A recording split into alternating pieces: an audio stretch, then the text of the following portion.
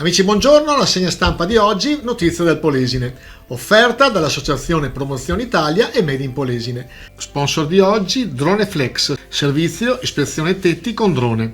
Voce di Rovigo, il parco dell'ex manicomio offre spazi all'aperto alle palestre chiuse da mesi per il Covid. Un messaggio di solidarietà e di aiuto da parte dell'associazione che gestisce il parco di Granzette. Si potrà svolgere attività fisica individuale o in base ai limiti ministeriali all'aperto e in totale sicurezza. Sanità in Polesine, Antonio Compostella, il direttore dell'ULSS 5 Polesana, va in pensione e a sorpresa i dipendenti dell'azienda sanitaria hanno voluto omaggiarlo con un breve concerto ed alcune dediche. Compostella sarebbe dovuto andare in pensione già alla fine dell'anno scorso, ma con l'emergenza, come tutti i suoi colleghi in Veneto, è stato prorogato per altri 2 mesi in qualità di commissario dell'ULSS. Meteo in Veneto e in Polesine, temperature superiori di oltre 10 gradi alla media stagionale. Ultimi giorni dell'inverno meteorologico con temperature massime tipiche di primavera inoltrata. Infatti è in atto un brusco anticipo della bella stagione, iniziato già da alcuni giorni in montagna e che da mercoledì 24 sta interessando anche il resto del Veneto. Edilizia residenziale nella vicina Cavarzere, vanno in vendita 80 case popolari. Cessione alloggi ERP, 29 saranno acquistati dagli attuali proprietari, gli altri 51 all'asta. Dalla vendita degli 80 alloggi si riceveranno 1.760.000 euro, che serviranno per la manutenzione del patrimonio immobiliare. Il sindaco di Cavarzere, Henry Tommasi, precisa: abbiamo dedicato 500.000 euro per la manutenzione degli alloggi che mettiamo in assegnazione. Inquinamento atmosferico, l'aria resta irrespirabile a Rovigo, l'ARPAV conferma il blocco del traffico. Persiste l'allerta arancione nel capoluogo, restano in gara gli Euro 4 diesel non commerciali.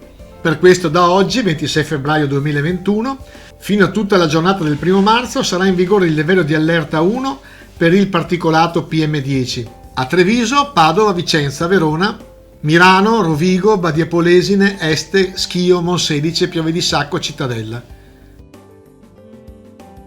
Portotolle, al Palazzetto dello Sport, la sfida col virus. Comincerà mercoledì 3 marzo il centro vaccinale del paese e sono previste subito 143 somministrazioni. Lo annunciano il sindaco Roberto Pizzoli e la vice sindaca Silvana Mantovani e appunto al Palazzetto inizieranno i vaccini anti-Covid anche a Portotolle. A Bosaro, clamorosa scoperta in paese.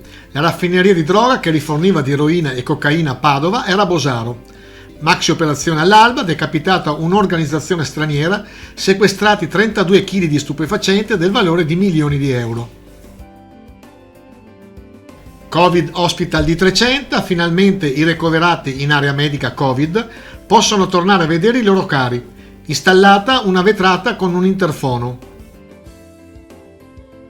Sembravano affabili pensionati, ma in realtà erano pregiudicati, uno dei quali pure latitante da anni. Scoperti durante un controllo degli agenti delle volanti di Rovigo, l'uomo è stato portato in carcere. È successo mercoledì 24 febbraio alle 11:30, in un normale controllo, trovato un condannato irreperibile da anni. Rovigo ha inaugurato oggi l'Urban Digital Center, uno spazio in cui si vuole costruire un nuovo senso di comunità tra le persone che lo utilizzeranno. Questo è il senso della spiegazione offerta dall'assessore comunale all'innovazione Luisa Cattozzo. Il presidente del CUR Diego Crivellari afferma una fenomenale e strategica vetrina per la Rovigo del futuro. E sulla piazza web del Delta, Portotolle, l'ex centrale Enel di Polesine Camerini, alla scoperta di questa ex centrale simbolo del patrimonio polesano. È servita per frenare l'immigrazione e rispondere alle esigenze del paese. L'intervista a Renzo Padoan, ex quadro responsabile dell'esercizio della centrale. Grazie per i vostri ascolti, vi ricordiamo che tutti i giorni alle 11:50 e alle 14 siamo su Radio Diva sulle frequenze 94 e 100 e come sempre è un piacere stare con voi. Ciao ciao!